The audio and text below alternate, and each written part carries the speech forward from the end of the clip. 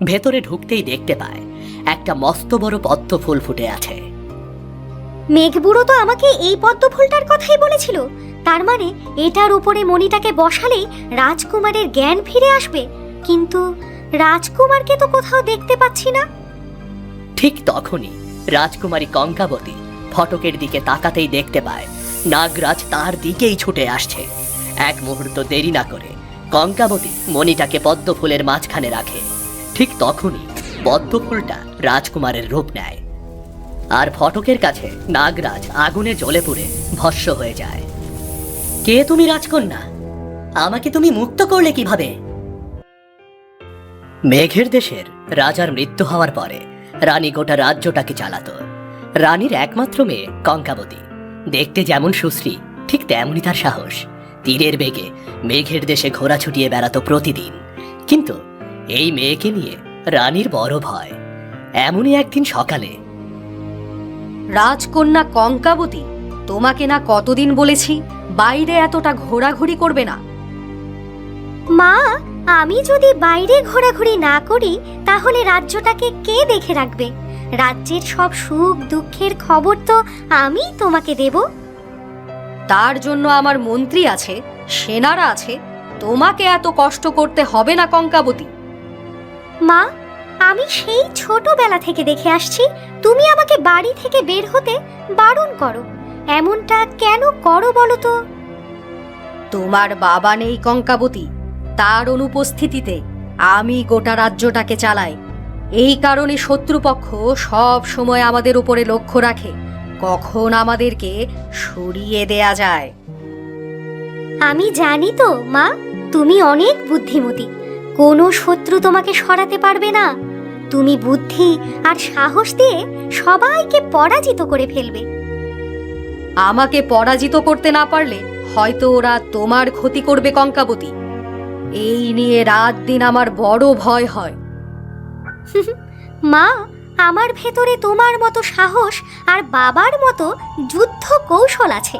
আমাকে হারানো এতটা সহজ নয়। ওই দুর্বল শত্রুপক্ষের ভয়ে আমি ঘরে বসে থাকতে পারবো না। কঙ্কাবতী আর একটা কথাও না বলে ছুটে ঘর থেকে বের হয়ে যায়। রানীর কপালে চিন্তার ভাঁজ আরো স্পষ্ট হয়।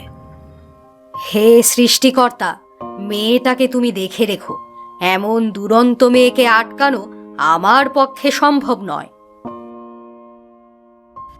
এদিকে এই রাজ্যের মন্ত্রী তখন রানীর বিরুদ্ধে ষড়যন্ত্রে লিপ্ত হয়। গোপনে সে কয়েকজন সেনাকে নিয়ে ফন্দি করে। সব কিছুই তো তোমরা শুনলে। যদি ঠিকভাবে কাজটা করতে পারো, তোমাদের পদোন্নতির ব্যবস্থা আমি করে দেব। কিন্তু মন্ত্রী মশাই, এই রাজ্যে থেকে এই রাজ্যের রানীমার সাথে এমন বেইমানি করাটা কি ঠিক হবে? তুমি যদি এত ভালো মানুষই দেখাও তাহলে চলে যেতে পারো, তবে তাতে কিন্তু আমার কাজটা আটকে থাকবে না। শুধু আমি এই রাজ্যের রাজা হওয়ার পরে তোমার কি হাল হবে সেটা একবার ভেবে দেখো তুমি, কেমন? মন্ত্রী মশাই, আমি আপনার কথাই রাজি। আপনি যেমনে বলবেন আমি ঠিক তেমনই করবো। এই তো সেনা, তোমার মাথায় বুদ্ধি আছে, তোমাকে দেখলেই বোঝা যায়। মন্ত্রী মশাই, আমাকে ভুল বুঝবেন না, আমিও আপনার কথাই রাজি আছি। আজকে রাতেই কাজটা শেষ হয়ে যাবে। ঠিক আছে, তাহলে আর কোনো কথা নেই। কাল সকালে তোমাদের সাথে রাজবাড়িতে দেখা হবে, কেমন? গভীর রাতে রানী আর কঙ্কাবতীকে সেনারা বন্দি করে ফেলে। পরদিন সকালে রাজদরবারে তাদেরকে নিয়ে বসে মন্ত্রী।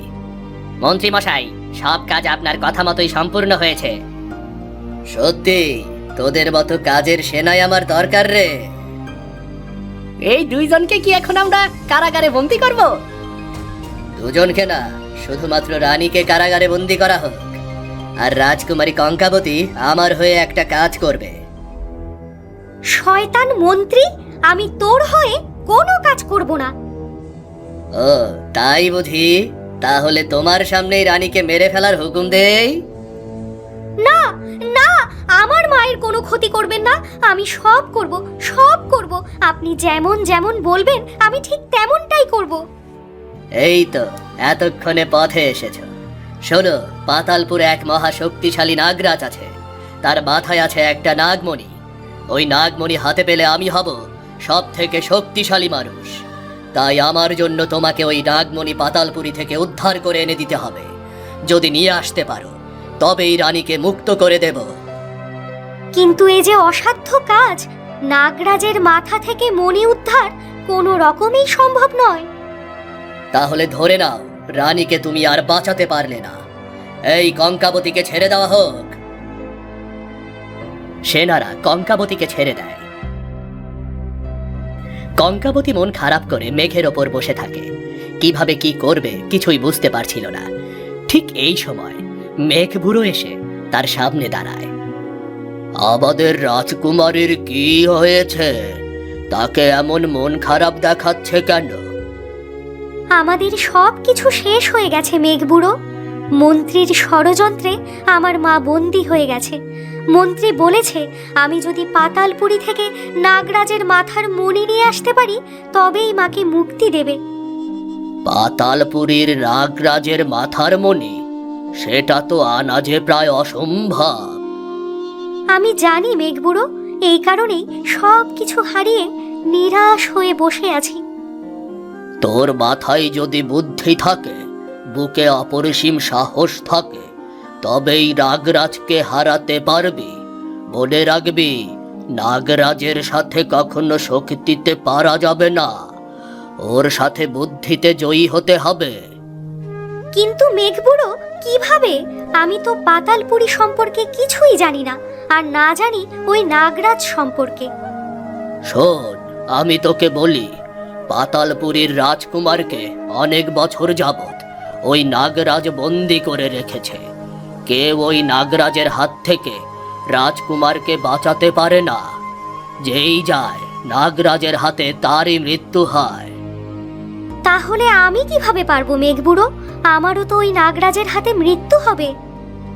কোন বুদ্ধি দিয়ে তুই কাজটা করবি সেটা তোর নিজেকেই বের করতে হবে। কিন্তু কিভাবে কি করতে হবে আমি সেটা তোকে বলে দিতে পারি। ঠিক আছে মেঘবুড়ো, আমাকে কিভাবে কি করতে হবে বলো।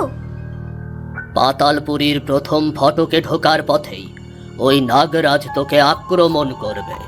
সাবধান, এই সময়ে তুই একবারের জন্য ওই মনির কথা চিন্তা করবি না, তাহলে নাগরাজের মাথার মনির মহাশক্তি তোকে শেষ করে ফেলবে। তুই যে কোনো ফন্দিতে ওই সাপকে বন্দি করবি, তারপরে ওর মাথা থেকে মণিটাকে নিয়ে নিবি। এতেই কি নাগরাজ মারা যাবে? এত সহজে ওই নাগরাজের মৃত্যু হবে না কঙ্কাবতী। নাগরাজকে কোনো বাঁধন দিয়ে বেশিক্ষণ আটকে রাখা সম্ভব নয়, কিন্তু তুই বুদ্ধি করে ওকে যতক্ষণ আটকে রাখবি, ঠিক ওই সময়ের ভেতরে পাতালপুরীর ভেতরে ঢুকে লাল পদ্মের উপর ওই মণিটাকে বসাতে হবে।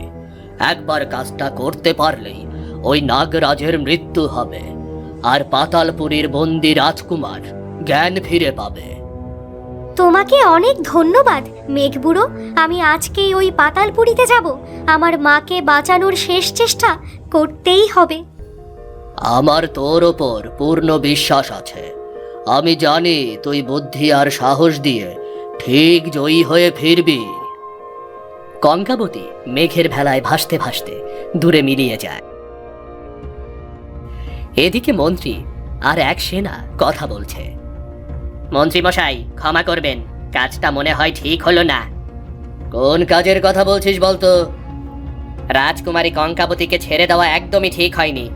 যদি সত্যি সত্যি পাতালপুরী থেকে নাগরাজের মণিটা নিয়ে আসে, তখন তো কথা মতো রানীমাকে আপনার ছেড়ে দিতে হবে। তোর কি মনে হয় রাজকুমারী কঙ্কাবতী নাগরাজের মণি আনতে পারবে? আজ পর্যন্ত যারাই ওই মণি আনতে গেছে তাদেরই প্রাণ গেছে। আর যদি কোনো মতে কঙ্কাবতী মণিটাকে ফিরে নিয়েও আসে, তখন মণিটা আমি কেড়ে নেব আর ওকে বন্দি করে রাখবো। মন্ত্রীমশাই, আপনার বুদ্ধির জবাব নেই। ঠিক সন্ধ্যাবেলা পাতালপুরীতে এসে পৌঁছায় রাজকুমারী কঙ্কাবতী। চারিদিকে গাছের ইয়া বড় বড় শেকড় ঝুলে আছে, আর ভেতর দিয়ে হেঁটে যাচ্ছে কঙ্কাবতী। সেই কখন থেকে কেবল হেঁটেই যাচ্ছি, জানি না কোথায় সেই পাতালপুরীর প্রধান ফটক। চারদিকে কতটা নিঃশব্দ, কতটা নিস্তেজ আর ছমছমে। আমার তো এখনই বড্ড ভয় করছে। না না, মনকে সাহস দিতে হবে। মায়ের জীবন এখন আমার হাতে, যেভাবেই হোক মাকে আমার মুক্ত করতেই হবে। ঠিক এই সময় রাজকুমারী কঙ্কাবতী দেখতে পায় তার সামনে দাঁড়িয়ে আছে পাতালপুরীর মস্ত বড় ফটক। আশেপাশে না তাকিয়ে সে সোজা ফটক দিয়ে ভেতরে ঢুকতে যায়।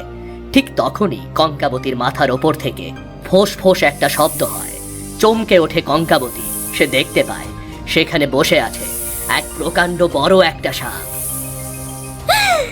এত বড় সাপ! এটাই তাহলে মেঘবুড়োর বলা ওই নাগরাজ। আমি নাগরাজ। তুই বোধহয় জানিস না, বিনা অনুমতিতে পাতালপুরীর ভেতরে ঢোকার শাস্তি কি হতে পারে।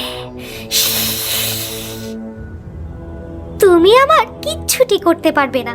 আমি তোমাকে পরাজিত করতে এসেছি। ও, তাই বুঝি? বুঝতে পেরেছি, বাকি মানুষদের মতো তোরও মরার স্বাদ জেগেছে। তাহলে এক্ষুনি আমার হাতে মরার জন্য প্রস্তুত হ। নাগরাজের নিঃশ্বাসে কঙ্কাবতীর চুল উঠতে থাকে, ভয়ে সে কাঁপতে থাকে। তারপর আবার নিজেকে শক্ত করে মনে মনে বলে, আমার হেরে গেলে চলবে না, সাহস রাখতে হবে। নাগরাজকে আমি রাগিয়ে দিয়েছি, রাগের সময় ওদের বুদ্ধি লোপ পায়। এবার আমাকে যে কোনো একটা বুদ্ধি করে ওকে বন্দি করতে হবে। ঠিক এই সময় নাগরাজ কঙ্কাবতীর দিকে ছুটে আসতে শুরু করে। কঙ্কাবতীও ছুটে যায়। ছুটতে ছুটতে হঠাৎ কঙ্কাবতী দেখতে পায় একটা মস্ত বড় মোটা গাছ। কঙ্কাবতী সেই গাছটাকে ঘিরে ঘুরতে থাকে। কঙ্কাবতীকে অনুসরণ করে নাগরাজও গাছটাকে ঘিরে ঘুরতে থাকে। বেশ অনেক সময় এভাবে কেটে যায়। কঙ্কাবতী দেখতে পায় নাগরাজ গাছটার সাথে পুরোপুরি পেঁচিয়ে গেছে। নাগরাজ, তুমি নিজের জালে নিজেই বন্দি হয়ে গেছো। এবারে তোমার মাথার মণি আমার হাতে চলে আসবে। দুনিয়ার কোনো শক্তি আমাকে আটকে রাখতে পারে না। এক্ষুনি মুক্ত হয়ে আমি তোকে শেষ করে ফেলবো। হাতে একদমই সময় নেই। মেঘবুড়োর কথা মতো আমাকে বাকি কাজটা এক্ষুনি সেরে ফেলতে হবে, তা না হলে এই নাগরাজ আমাকে মেরে ফেলবে। মণিটাকে হাতে চেপে ধরে কঙ্কাবতী এক ছুটে পাতালপুরীর প্রাসাদের ভেতরে ঢুকে যায়। ভেতরে ঢুকতেই দেখতে পায় একটা মস্ত বড় পদ্ম ফুল ফুটে আছে। মেঘবুড়ো তো আমাকে এই পদ্ম ফুলটার কথাই বলেছিল। তার মানে এটার উপরে মণিটাকে বসালেই রাজকুমারের জ্ঞান ফিরে আসবে। কিন্তু রাজকুমারকে তো কোথাও দেখতে পাচ্ছি না। ঠিক তখনই রাজকুমারী কঙ্কাবতী ফটকের দিকে তাকাতেই দেখতে পায় নাগরাজ তার দিকেই ছুটে আসছে। এক মুহূর্ত দেরি না করে কঙ্কাবতী মণিটাকে পদ্ম ফুলের মাঝখানে রাখে।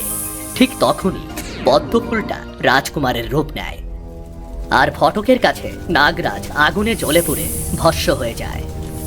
কে তুমি রাজকন্যা? আমাকে তুমি মুক্ত করলে কিভাবে? আমি মেঘের দেশের রাজকুমারী কঙ্কাবতী। অনেক কষ্ট, সাহস আর বুদ্ধি করে নাগরাজকে মেরে আমি তোমাকে মুক্ত করেছি। তুমি এই পাতালপুরীতে কি জন্য এসেছো? কি তোমার উদ্দেশ্য? ষড়যন্ত্র করে আমার মাকে আমাদের রাজ্যের মন্ত্রী বন্দি করেছে। মন্ত্রী আমাকে বলে দিয়েছে যদি নাগরাজের মাথার মণি আমি তাকে দিতে পারি তবেই সে আমার মাকে মুক্ত করে দেবে। তুমি আমার জীবন বাঁচিয়ে এখন মায়ের জীবন বাঁচাতে যাচ্ছ? আমি তোমার উপর খুবই সন্তুষ্ট হয়েছি রাজকুমারী, আর আমি তোমাকে আমার রানী করতে চাই। এটা তো আমার পরম সৌভাগ্য রাজকুমার, কিন্তু তার আগে আমার কাজটা আমাকে শেষ করতে হবে। আমার মা এখনো মন্ত্রীর কাছে বন্দী হয়ে আছে। চলো রাজকুমারী, তোমার সাথে আমিও তোমাদের মেঘের দেশে যাব। নাগরাজের মাথার মণি আর পাতালপুরের রাজকুমারকে নিয়ে কঙ্কাবতী মেঘের দেশে ফিরে আসে। সোজা রাজদরবারে গিয়ে মন্ত্রীর সামনে দাঁড়ায়। মন্ত্রী মশাই, আপনার কথা মতো আমি নাগরাজের মাথার মণি নিয়ে এসেছি। এবার আপনি আমার মাকে মুক্ত করে দিন। এ তো অসম্ভব। এই অসম্ভব কাজ কিভাবে করলে তুমি রাজকুমারী? মাকে বাঁচাতে তার সন্তান সব অসম্ভবকে সম্ভব করতে পারে। এবারে আমার মাকে তাড়াতাড়ি মুক্ত করে দিন। তোমার কি মনে হয় কঙ্কাবতী, তুমি মণিটা আমাকে দিয়ে দেবে আর আমি অমনি তোমার মাকে মুক্ত করে দেব? এত সহজ নয়। সেনা, এক্ষুনি এই দুজনকে বন্দি করো আর মণিটাকে কেড়ে নাও। মন্ত্রীর আদেশে সেনা কঙ্কাবতীর দিকে এগিয়ে আসে। ঠিক তখনই মণি থেকে একটা আলো বের হয়ে গিয়ে দুজনকেই মাটিতে ফেলে দেয়। এটা কি হলো? কি হলো এটা? বলতে না বলতেই আরেকটা আলো গিয়ে মন্ত্রীর শরীরে আঘাত করে। মন্ত্রী মাটিতে ছটফট করতে করতে মারা যায়। সেনারা গিয়ে তাড়াতাড়ি রানীকে মুক্ত করে নিয়ে আসে। সত্যি কঙ্কাবতী, তুমি আমার আদর্শ মেয়ে। তুমি না থাকলে হয়তো আমাকে ওই কারাগারেই পচে মরতে হতো। আমি কি করে তোমাকে কারাগারে মরতে দিতে পারি বলো মা? আমার ভেতরে যে তোমার মতোই সাহস, এই সাহসই আজকে তোমাকে বাঁচিয়ে দিল। এরপরে পাতালপুরীর রাজকুমারের সাথে কঙ্কাবতীর বিয়ে হয়ে যায়। পাতালপুরী আর মেঘের দেশ দুই জায়গায় একসাথে সুখের জোয়ার নেমে আসে।